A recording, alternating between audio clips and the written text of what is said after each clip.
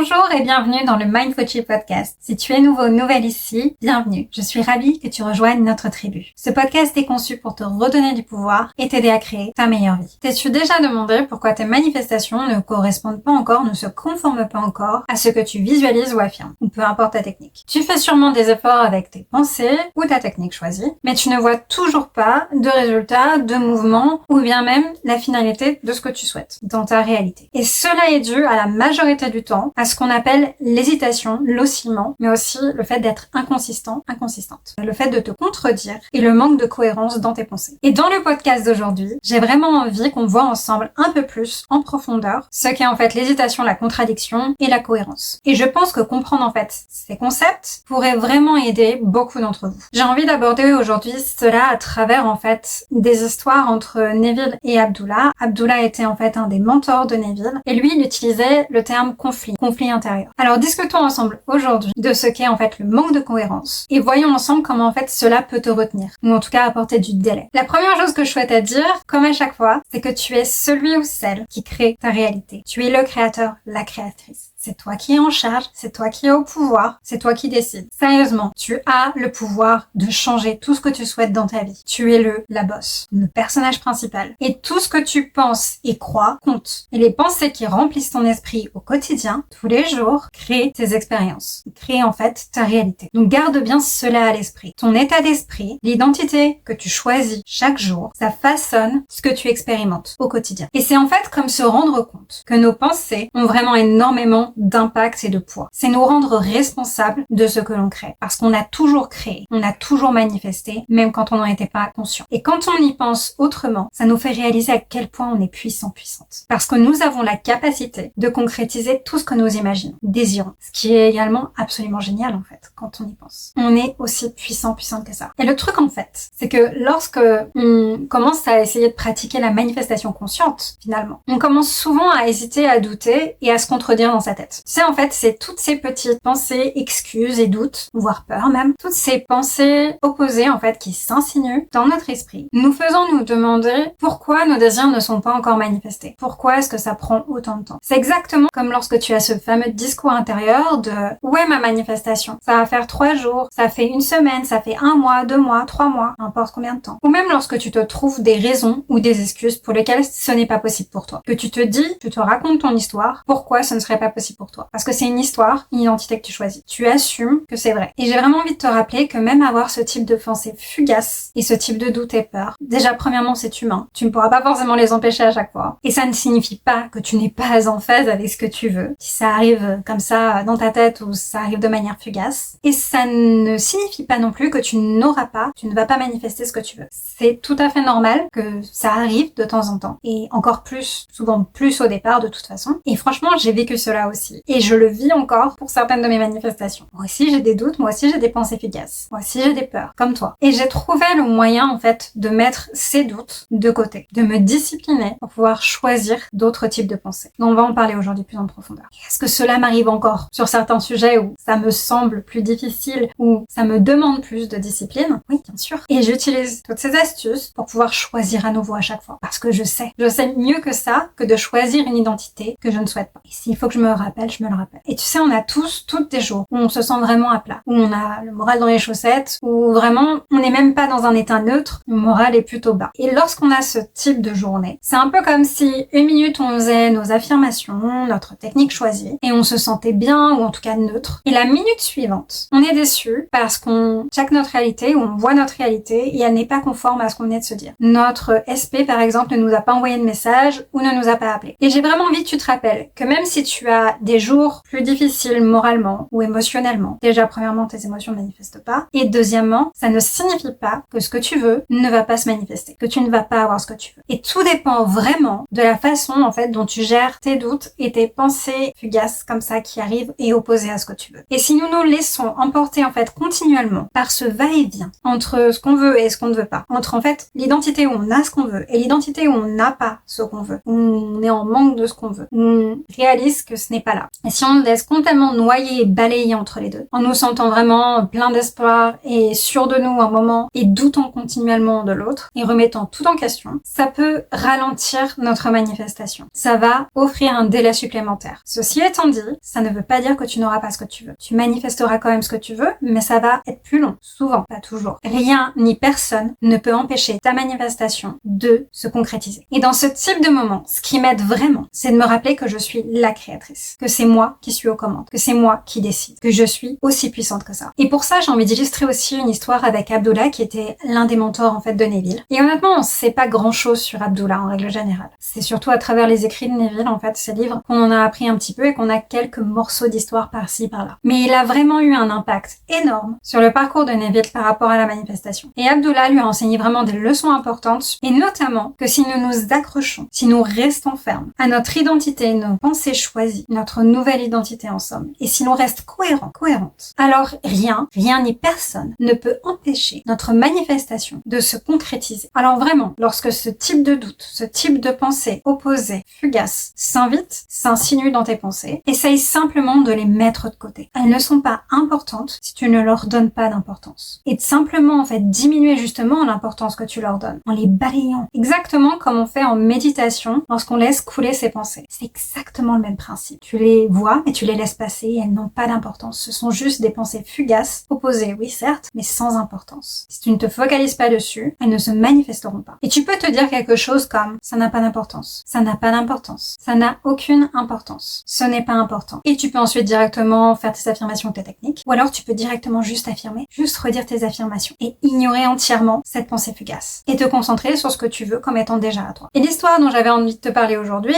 en fait il y en a deux, mais surtout celle-ci, et dont on ne parle peut-être pas assez bien souvent en fait avec la loi d'Assomption et la manifestation, c'est que Abdullah avait une façon vraiment spécifique d'enseigner à Neville et d'aider Neville à comprendre la loi d'Assomption, même la manifestation en règle générale. Donc on sait toutes que Neville en fait manifestait principalement par un acte imaginaire, par une scène en fait qui se créait dans sa tête, donc l'imagination. Et donc Abdullah lui disait d'imaginer qu'il était déjà à la Barbade, parce que c'était la manifestation que Neville souhaitait à ce moment-là. Il souhaitait aller avec sa famille à la Barbade. Et le fait qu'il lui dise d'imaginer qu'il était déjà à la Barbade, c'est vraiment une métaphore pour dire qu'il devait penser à ce qu'il voulait comme étant déjà à lui. Et Abdullah a vraiment fait comprendre très clairement à Neville que s'il se disait avoir quelque chose, s'il désirait quelque chose aussi, peu importe ce que c'était, il ne pouvait pas constamment revenir et dire « Oh mais ce n'est pas encore là ». Et oui, Neville en est passé par là aussi. Il a eu des pensées opposées, il a eu des doutes, il s'est contredit très souvent. Lors de cette manifestation, il s'est contredit pendant plusieurs mois. Je crois qu'il a mis 3 mois à manifester qu'il était à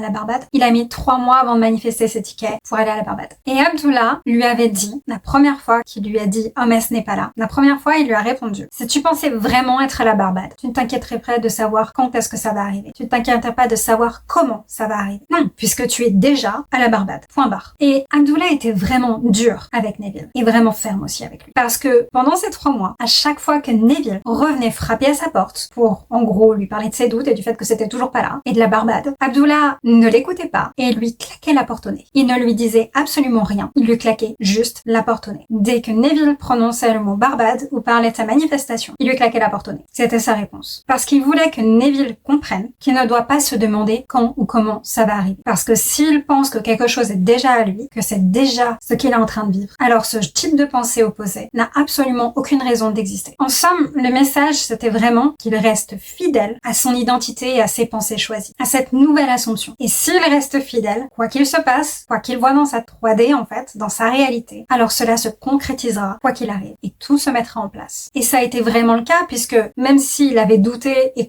s'était contredit constamment, 3 mois plus tard, il a reçu l'argent et les tickets pour aller à la Barbade. C'était en prenant le bateau. Donc même s'il y a eu un délai parce que Neville se contredisait, il a tout de même eu sa manifestation. Ça s'est concrétisé parce qu'il a persisté dans l'assomption où il avait ce qu'il voulait, quoi qu'il arrive, même lorsqu'il se contredisait. Il persistait ensuite dans l'assomption où il avait déjà ce qu'il voulait. Et c'est vraiment une histoire que je trouve qui nous donne aussi un point de vue où Neville n'était pas parfait concrètement, où Neville a traversé des pensées opposées, a traversé des doutes, etc.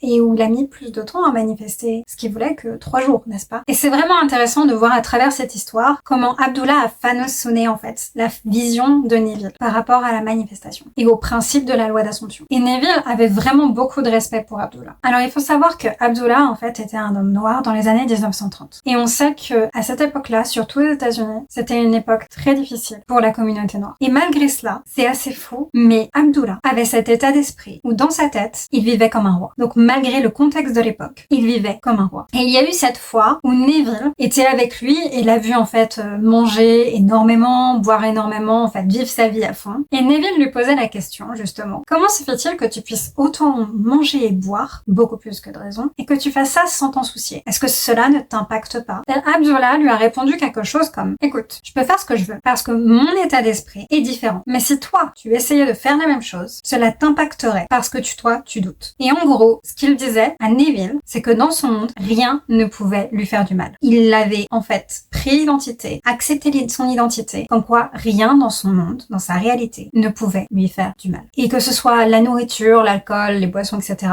peu importe ce que c'était, ça ne pouvait pas lui faire du mal. Ça n'aurait pas le même impact que par exemple ça aurait sur Neville, qui lui pensait que ça pouvait avoir un impact sur lui. C'est en fait comme si Abdullah croyait tout simplement que tout irait bien pour lui quoi qu'il arrive, que rien ne pouvait lui faire du mal, clairement. Alors que Neville, lui, avait encore des assumptions qui le retenaient et qui le limitaient par rapport à ça. Donc en gros, ce qu'Abdullah a dit à Neville, c'est peu importe ce que je fais, tout ce que je fais, tout ce que je mange, tout ce que je bois, fonctionne toujours en ma faveur. Je n'ai pas les mêmes blocages et limitations que toi. Donc cela n'a pas le même impact sur moi que cela pourrait avoir sur toi. Et ce qu'il y a à retenir vraiment de ça, de ces deux histoires d'ailleurs, c'est que lorsqu'il s'agit de ce que tu désires, peu importe ce que c'est, tu dois vraiment commencer à être audacieux, audacieuse et confiant, confiante. Tu as juste à assumer ce que tu veux comme étant déjà à toi. Alors arrête de perdre ton temps en te remettant en question constamment. Si tu veux quelque chose, revendique-le comme étant déjà à toi parce que c'est le cas à partir du moment où tu le penses. Décide maintenant que tu es capable de manifester tout ce que tu veux. Si par exemple tu veux être une personne plus extravertie, dis-toi simplement tous les jours, encore et encore et encore, que tu es une personne sociable et engageante. Si tu veux une nouvelle maison ou la maison de tes rêves, décide qu'elle est déjà à toi maintenant, que tu l'as déjà maintenant. Et décide-le à chaque fois que tu penses à ce que tu veux. Fais un choix solide.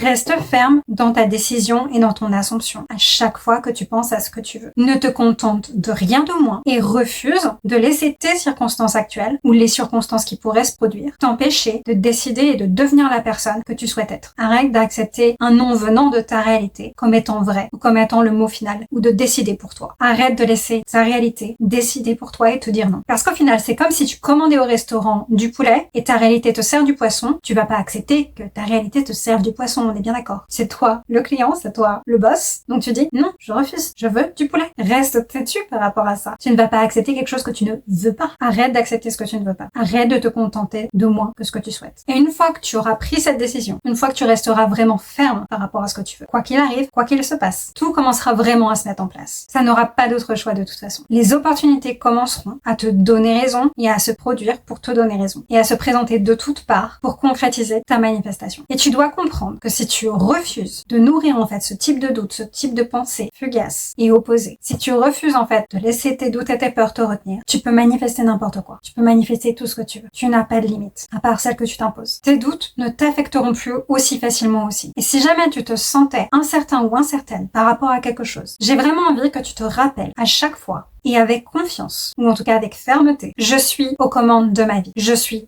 la responsable, c'est moi la boss, c'est moi le boss, je suis le créateur, la créatrice, et je n'hésite pas. Je n'accepte pas non comme réponse. Je n'accepte rien de moins que ce que je veux comme étant déjà à moi. Et il est vraiment important ici de comprendre que la manifestation n'est pas un outil. Ce n'est pas un outil, ce n'est pas quelque chose que tu utilises ici et là, juste pour manifester 2-3 choses dans ta vie. Tu l'as toujours fait. Tu as toujours manifesté et tu le feras toujours de manière inconsciente. Alors tout ce que tu as à faire en fait, c'est de le faire maintenant de manière consciente. Et tu vas le faire toute ta vie de toute façon. Ce n'est pas un outil, c'est quelque chose que tu es. Tu es, c'est ton identité. Tu es une experte en manifestation. Et tu le seras toujours. C'est vraiment un rappel de qui tu es déjà, de ton identité. Alors au lieu de te demander des choses comme qu'est-ce que je dois faire pour avoir ça, commence plutôt à te demander qui est-ce que je veux être, à quelle version de moi je m'identifie aujourd'hui, à quelle version de moi je m'identifie maintenant, quelle est mon identité maintenant. Et tu peux manifester n'importe quoi en 3 jours ou moins, ou même instantanément. instantanément. Si tu le penses et si tu assumes que c'est vrai pour toi. Et tout ce que tu as à faire pour créer cette assumption, c'est de la répéter encore et encore et de rester cohérent avec cette assumption jusqu'à temps que ta réalité te prouve raison, te donne raison. Et c'est vraiment aussi simple que de continuer à te dire « Je manifeste toujours tous mes désirs instantanément et facilement ». Il n'y a rien de plus simple que ça. S'il vous plaît, arrêtez de dire que c'est difficile. Parce que plus vous le pensez, plus vous le dites et plus ce sera difficile pour vous. Commencez à penser et à choisir que c'est facile, que c'est sans effort, que vous le faites ça naturellement, que vous avez toujours fait ça naturellement. Parce que de toute façon, vous l'avez toujours fait naturellement, inconsciemment. Ce n'est pas difficile. Ce n'est difficile que si vous pensez que ça l'est. Et lorsque des doutes ou des inquiétudes surgissent, tout ce que tu as à faire, c'est à dire simplement à ce type de pensée qu'elles n'ont pas d'importance et à les laisser partir. Ou à directement répéter tes affirmations ou ta technique. Je veux vraiment que chacune d'entre vous se souvienne et se rappelle que vous n'avez pas de limites. Tu es illimité. Les seules limites que tu as sont celles que tu t'imposes, sont celles que tu choisis. Il n'y a aucune limite à ce que tu peux manifester. Aucune. Alors arrête de te limiter, s'il te plaît. Et par exemple, si tu veux croire, si tu veux penser que aller te promener tous les jours, sortir prendre l'air dans la nature, ça te rafraîchit l'esprit et ça t'aide à manifester encore plus rapidement, et ben c'est exactement ce que tu vas créer pour toi. Et si tu t'imagines comme un orateur, une oratrice, quelqu'un qui fait des conférences à succès avec beaucoup de monde, qui est prête à partager son message avec le monde, par exemple. Alors chaque opportunité que tu rencontreras, chaque personne que tu rencontreras, contribuera à renforcer cette nouvelle identité. C'est vraiment en fait ce que ça signifie de lâcher prise sur les doutes et les pensées en fait fluctuantes comme ça qui arrivent, les pensées intrusives qui arrivent comme ça. C'est vraiment aussi cesser d'arrêter de se contredire constamment et de vivre avec confiance, de comprendre à quel point on est puissant, puissante et de le choisir tous les jours, sans exception. Tout ce que tu as à faire, c'est te concentrer sur ce que tu veux comme étant déjà à toi maintenant ou à tout moment. Et tu arrêtes de te contenter de moins que ça, ou tu arrêtes d'accepter un non provenant de ta réalité. Garde à l'esprit que tes pensées créent et que tu es le personnage principal, personne d'autre. Descends tes désirs de leur piédestal. C'est toi qui te mets sur le piédestal. Tu es la personne la plus importante de ta réalité, personne d'autre, rien d'autre. Et c'est vraiment de commencer à penser comme la personne qui a déjà concrétisé ses rêves, de t'identifier à cette personne et commence à voir en fait à quel point ta réalité change rapidement et facilement. Et c'est tout pour cette vidéo. Merci d'avoir regardé cet épisode. N'oublie pas d'aimer, de commenter, de partager et de t'abonner. Souviens-toi, ce n'est pas la fin tant que tu n'as pas obtenu ce que tu veux. Passe une excellente semaine et prends soin de toi. Je te retrouve dans la prochaine vidéo. Bye!